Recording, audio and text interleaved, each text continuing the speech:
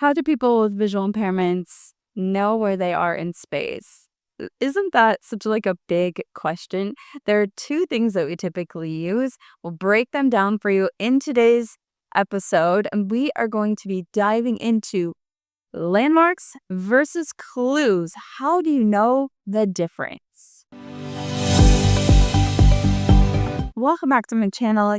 Listen, it's just about October as I'm putting this out. Hopefully you're watching this kind of in October.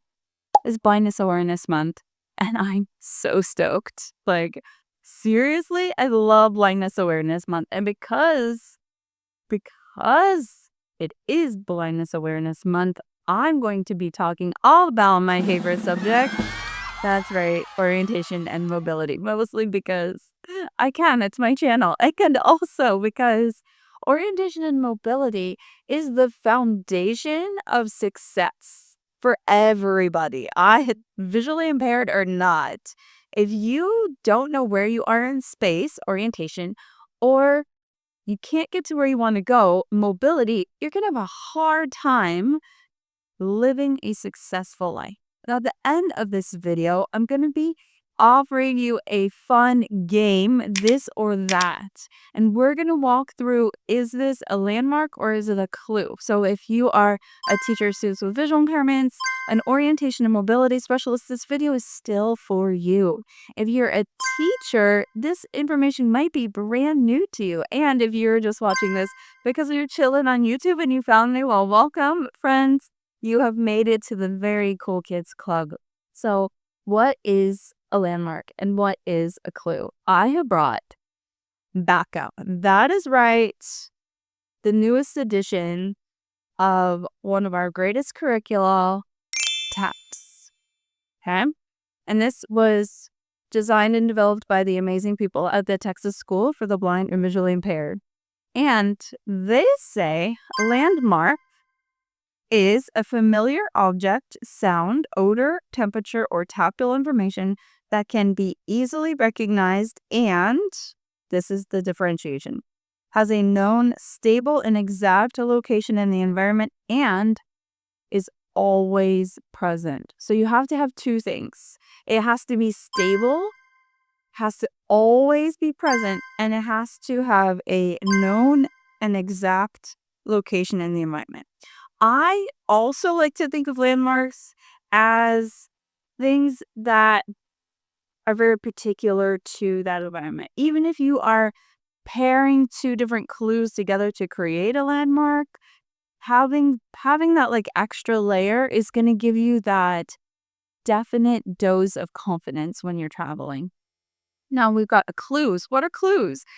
TAPS says that a clue is any familiar object, sound, odor, temperature, or tactile information that can be used for orientation purposes, but may not always be present.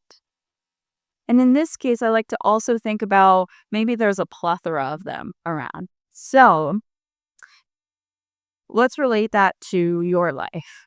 In your life, if I were to say, turn left at the Starbucks, there are so many Starbuckses. Starbuckses, Starbucks I, Starbucks, whatever. Plural of Starbucks. Coffee shops. There are so many of them.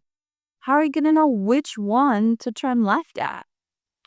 But if I said turn left at the Starbucks at 45th and Lamar, that is a very different story. I'm pairing two things together to create a landmark there. Here's another example. If you were in a school, right, and you heard an elevator, is that a landmark or a clue? That one gets tricky, right? And I'm giving a little bit of time to answer because it is so tricky. So if you feel the landmark, the doors of the elevator, yeah, that is a landmark. And yes, I did just say.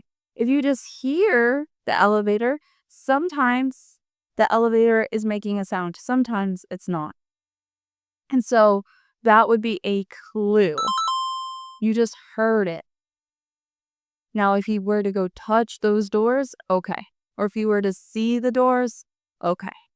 Now, if there are a lot of elevators in that same area, then it becomes a clue. And then I want to pair it with something else. Let's think about other landmarks that you have seen around your neighborhood or around where you're traveling.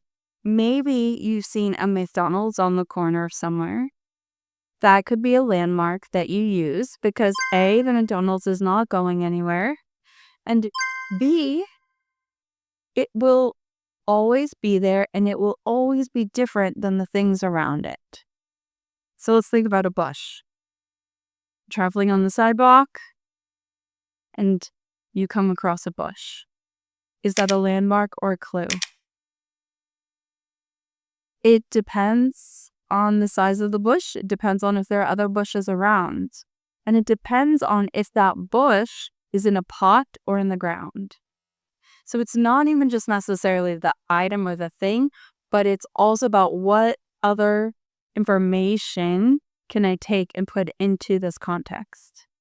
Here's a good one. What about a welcome mat? Is that a clue or is it a landmark? A lot of times people are going to use that, especially for students in the school, as a landmark. Now, don't get it confused. The janitor can pick up that welcome mat and move it at any time. So it can't be a landmark, but it can be a very, very, very strong clue. And if you pair one clue with another and both of them together are not going to move and they're both always going to be there, that could potentially be seen as a landmark. But that welcome mat all by itself is not a landmark. When we talk about landmarks, especially when we are looking at putting things onto places and we are modifying the environment, we want to make sure that we're doing so in a way that upholds the integrity of what a landmark actually is and what a clue actually is. Because ultimately, it doesn't matter what words you use to teach your students something. What matters is their independence and if they can use that information to get to where they want to go. So think about the signs at a school. The teachers might have their names on the doors. They might have some braille. They might have some signage up.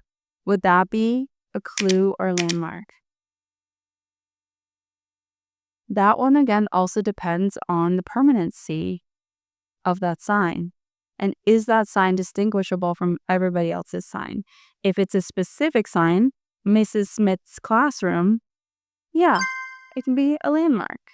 And if you and the entire building team and admin and the teacher agree, do not take this down this whole year, you might be able to use that as the landmark. The chances of it getting removed are very slim. Okay, let's play a game. Okay? I'm going to tell you 3 different things, and you tell me that's a landmark or a clue. You could just leave it in the comments because I know you can't talk back to me. This is not Blue's Clues. Unfortunately, those were the days, weren't they? Okay. A water fountain in a school. Is that a landmark or a clue? You can just put A for landmark, B for clue, or C for it depends.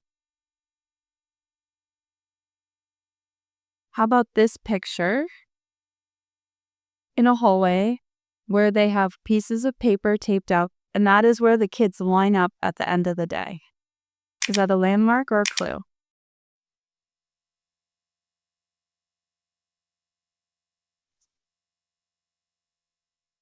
And then the third one, the front office. Especially the front office has windows instead of your usual classroom door. Is that a landmark or a clue? Go ahead and write in the chat. I've also put the answers down below in the description.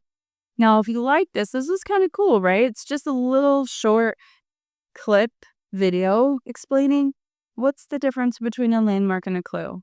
Over the next several weeks, I'm going to be coming in and teaching you little other things that'll help you as teachers, as orientation and mobility specialists, to help impact your learners who have visual impairments.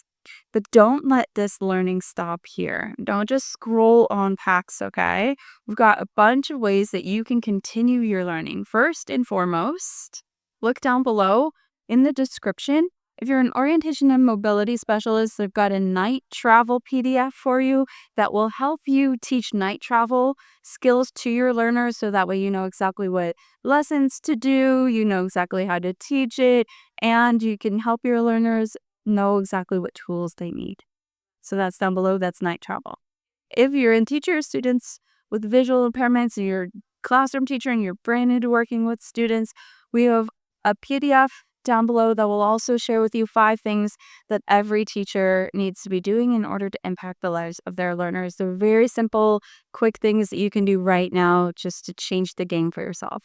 And of course, our society is absolutely free, and I invite you to join that as well. Now, I can't let you go without asking you to like and subscribe if you found this valuable. I know it's only for a small niche of people, but for those of you guys who do find this valuable, we really appreciate your support. It is tricky to grow on these platforms, and we are growing at immense rates, and I cannot thank you enough for being here. We started this channel with 0 subscribers earlier this year, and we're up to over 400 because of you. And I just thank you so much. I love getting to spend time with you. I love getting to know you, and I hope that we can be of service here at the Society of Exceptional Educators. Next week, though, my favorite, kid skills. It's gonna be so fun. It's gonna be so fun. Can't wait to see you there. And as always, I hope you can use this information to help you take a step forward.